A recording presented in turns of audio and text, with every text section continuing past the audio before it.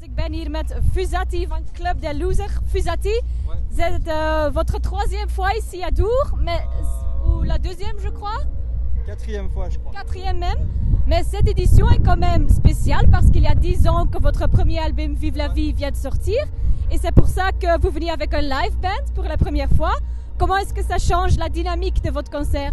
Ça change vraiment tout parce que surtout sur un festival comme Dour où avant j'étais tout seul avec un DJ et un micro, et quand on est face à 6000 ou 7000 personnes, on doit faire le show absolument pratiquement tout seul. C'est presque comme du stand-up finalement. Là, le fait d'avoir tout un groupe derrière, ça envoie une autre énergie, et j'ai hyper hâte d'aller jouer et de voir ce que ça donne. Pour l'instant, on n'a pas joué encore sur une scène aussi grosse, et c'est pour ça que j'avais imaginé cette formule live band en fait pour les festivals. Donc, vos chansons parlent plutôt de mal-être profond, mais ils sont faites avec beaucoup d'ironie et beaucoup d'autodérision. Ça vient d'où vos inspirations pour ces chansons? Je sais pas, après c'est, comme je dis toujours, c'est un personnage, Fusati, mais c'est moi poussé à l'extrême. Et c'est important qu'il y ait de l'humour, parce que si c'est juste raconter des trucs tristes pour raconter des trucs tristes, je trouve que c'est pas vraiment marrant.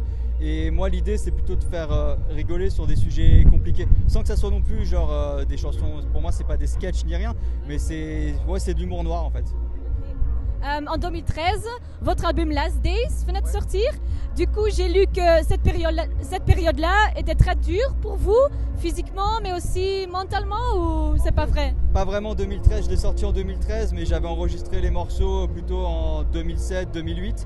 Et oui, non, c'était une période où ça allait pas très bien, où je restais enfermé à fumer, à me droguer, à faire de la musique, mais ça va mieux, je suis toujours là. Et pour Grand Siècle, vous avez de nouveau collaboré avec DJ Orgasmic, et cette collaboration s'est passée bien? Ouais, très bien. Il était dans le Club des Losers au début, et puis après on s'entendait plus forcément artistiquement, donc nos chemins s'étaient séparés.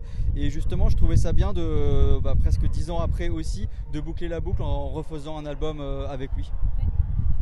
Et quand il y a un concert, vous portez toujours une masque comme maintenant.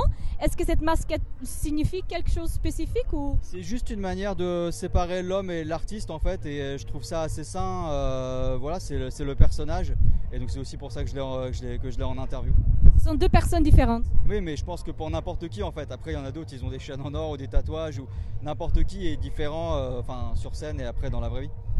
Et encore une dernière question, est-ce qu'on peut encore attendre un album avec des paroles un peu plus joyeuses que les autres? Je sais pas, j'y travaille, mais après on se refait pas non plus. Je suis pas de nature hyper optimiste, donc on verra peut-être sur le prochain. Ok, un grand merci à vous, bonne continuation.